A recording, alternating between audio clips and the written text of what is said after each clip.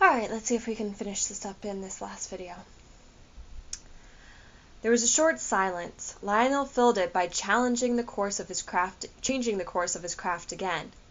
His hold on the tiller was a two-armed one. He was wearing khaki-colored shorts and a clean white t-shirt with a die picture across the chest of Jerome the ostrich playing the violin. He was quite tanned, and his hair, which was almost exactly like his mother's in color and quality, was a little sun-bleached on top. "Many people think I'm not an admiral," Boo Boo said, watching him, "just because I don't shoot my mouth off about it." Meaning, if you guys don't know what that means, shooting your mouth off, kind of like bragging about it.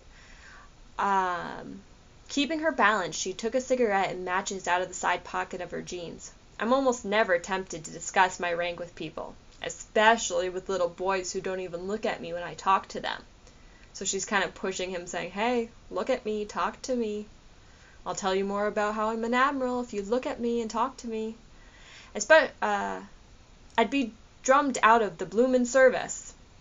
Without lighting her cigarette, she suddenly got to her feet, stood unreasonably erect, made an oval out of the thumb and index finger of her right hand, drew the oval to her mouth, and, kazoo style, sounded something like a bugle call. Lionel instantly looked up. In all probability, he was aware that the call was bogus, but nonetheless he seemed deeply aroused. His mouth fell open.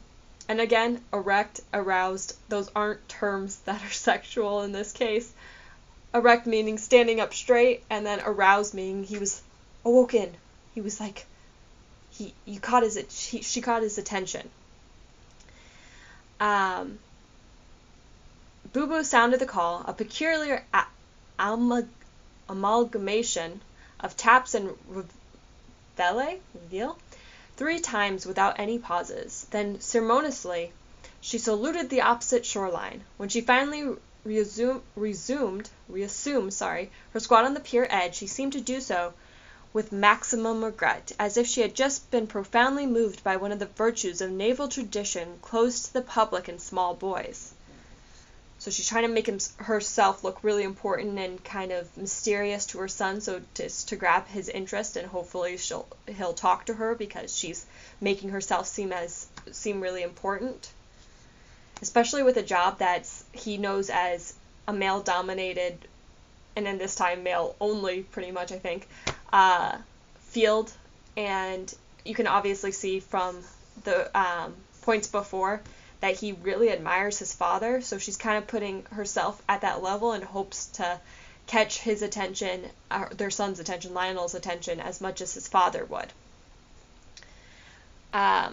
Which also goes back to the fact that he said, "Well, Daddy said you weren't an admiral." It's like, well, I don't think you had that conversation. But that shows that how much he admires his father, that he would use, "Well, Daddy said."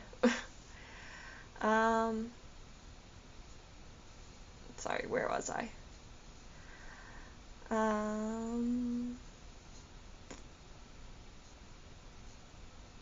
She glanced, venerably, down at Lionel, whose mouth was still open. That was a secret bugle call that only admirals are allowed to hear. She lit her cigarette and blew out the match with a theatrical, thin, long stream of smoke. "If anybody knew I let you hear that call..." She shook her head. She again fixed the sextant of her eye on the horizon. "Do it again." "Impossible." "Why?" Boo Boo shrugged. "Too many low-grade officers around, for one thing." She changed her position, taking up a cross-legged Indian squat. She pulled up her socks. "I'll tell you what I'll do, though," she said, matter-of-factly. "If you'll tell me why you're running away, I'll blow every secret bugle call for you I know. All right?" So she's trying to catch his interest. She's trying to really get him to tell her what's bothering him and why he's trying to run away for another time. So this can be, again, seen as characterization of her, as a couple of other things are too. Obviously, pretty much this whole section about her trying to get his attention. But the fact that she's making a deal with him and just pretty much trying to do anything in her power to get him to talk to her about why he's so upset. It's really important to her, so she's pretty much trying every secret in her motherly book of secrets to get him to tell her what's going on. Lionel immediately looked down at the deck again. "No," he said. "Why not?" "Because." "Because why?" "'Cause I don't want to," said Lionel, and jerked the tiller for emphasis. Boo Boo shielded the right side of her face from the glare of the sun. "You told me you were all through running away," she said. "We talked about it, and you told me you were all through. You promised me."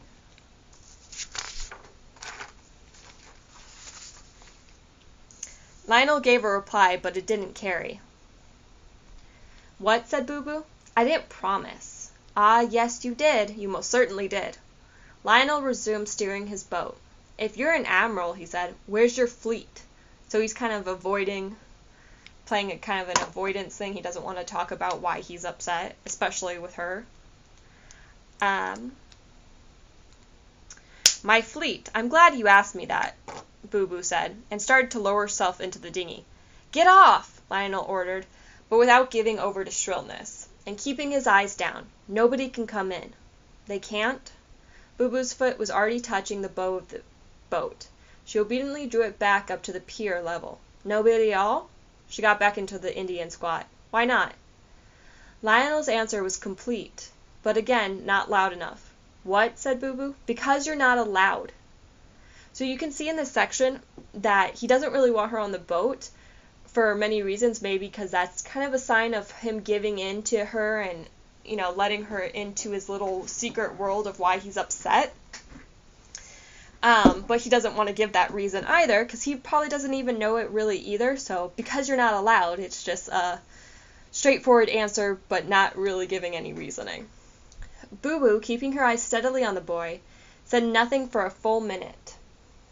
Actually, I'm going to highlight that section for the theme.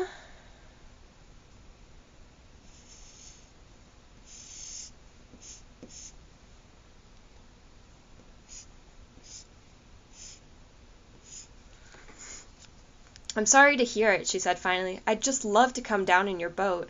I'm so lonesome for you. I miss you so much. I've been all alone in the house all day without anybody to talk to." So again, this is kind of a theme in itself. Her motherly love for him, her wanting to be close to him. Lionel didn't swing the tiller. He examined the grain of wood in its handle. "You can talk to Sandra," he said. "Sandra's busy," Boo Boo said. "Anyway, I don't want to talk to Sandra. I want to talk to you. I want to come down in your boat and talk to you. You can talk from there." "What?" "You can talk from there." "No, I can't. It's too big a distance. I have to get up close." So, going into the theme of the fact that the boat and the pier, while probably not actually far away from each other and definitely close enough to have a conversation, she signifies the boat as getting into his heart and getting into his personal issues, and him letting her in by letting her go into the boat with him. Lionel swung the tiller. "Nobody can come in." "What?" "Nobody can come in." "Well, will you tell me from there why you're running away?" Boo Boo asked. "After you promised me you were all through?" A pair of underwater goggles lay on the deck of the dinghy, near the stern seat. For answer, Lionel secured the head strap of the goggles between the big and second toes of his right foot, and with a deft, brief leg action, flipped the goggles overboard. They sank at once. So the goggles in itself can be kind of seen as a literary device, as a symbolism. Goggles can be, especially underwater goggles, are to see through water. So to see into something that you might not be able to do without them. So it could probably symbolize the fact that she's trying to look into why he's upset, and he's not letting her in, he's not letting her see, and so kicking off the goggles into the water is symbolizing, I'm still not going to let you see why I'm upset. "That's nice. That's constructive," said Boo Boo. "Those belong to your Uncle Webb. Oh, he'll be so delighted." She dragged on her cigarette. They once belonged to your Uncle Seymour, so she's obviously being sarcastic. I don't care. I see that. I see you don't, Boo Boo said.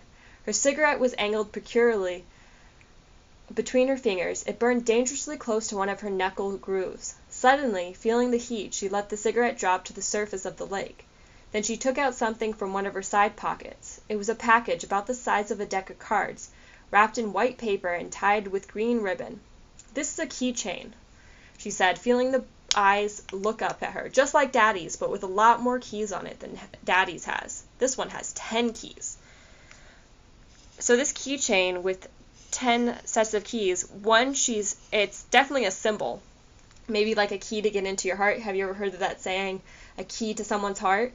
But also the fact that he wants to be just like his father, and he really worships him, and she's giving him something just like his daddy so he can be just like him, but even better because he has more keys.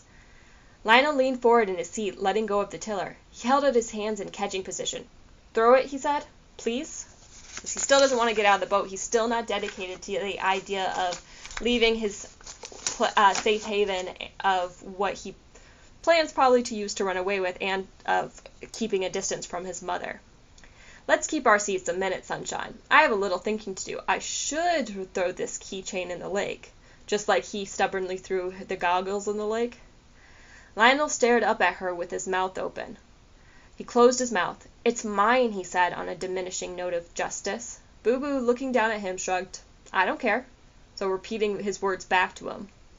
Lionel slowly sat back in his seat, watching his mother, and reached behind him for the tiller. His eyes reflected pure perception, as his mother had known they would. So again, that shows a lot of characterization on his part, the fact that his eyes are reflecting his perception of what she's doing. It really shows his characterization of maturity, this level of maturity that a 4-year-old usually wouldn't have. Here, Boo Boo. Here, Boo Boo tossed the package down to him. It landed squarely on his lap. He looked at it in his lap, picked it off, looked at it in his hand, and flicked it, sidearm, into the lake. He then immediately looked up at Boo Boo, his eyes filled not with defiance, but tears. In another instant, his mouth was distorted into a horizontal figure 8, and he was crying mightily. So he threw these keys, something that could make him like his father, who he loves, but then he threw it away because of a reason that we'll come to know of. Because while he wants to be like his father, he also knows a lot of negative connotations that come with his father, which is the reason why he's upset now. He looked at it in his lap. So he's crying. So he's finally letting go of letting his emotions and letting her see. Boo Boo got to her feet gingerly, like someone whose foot had gone to sleep in the theater, and lowered herself into the dinghy. So she's finally getting into his little world. So it's kind of a theme and a main idea of getting in that boat, representing his heart in a way, or his emotions, and her finally he's crying and allowing her to come into the dinghy. In a moment she was in the stern seat with the pilot on her lap, and she was rocking him and kissing the back of his neck and giving out certain information. Sailors don't cry, baby. Sailors never cry. Only when their ships go down, or when they're shipwrecked, on rafts and all, with nothing to drink except, Sandra told Mrs. Snell that Daddy's a big sloppy kike. So first, let's go into that word. While we find out that he thinks it means kite, because it sounds similar, it actually means, I don't know if you looked it up to get more definitions, but kike is actually a slur against Jewish people. It's a really negative slur against them of that time. So this goes back to the fact that being Jewish during this time, even after World War II, was not the best thing, and it was very negative. So even their people who work for them are kind of racist towards them. They'll work for them and they respect them in a way, but at the same time they're calling them racial slurs. And you'll also remember back in a few pages ago when the two employees were talking about how he'll have his father's nose, and it's very stereotypical that a Jewish man usually has a bigger nose. Sometimes all Jewish people, but it's very stereotypical. So we're about to run out of time. I have a little bit of this left, so we are going to go into a fourth video. Sorry, stay tuned.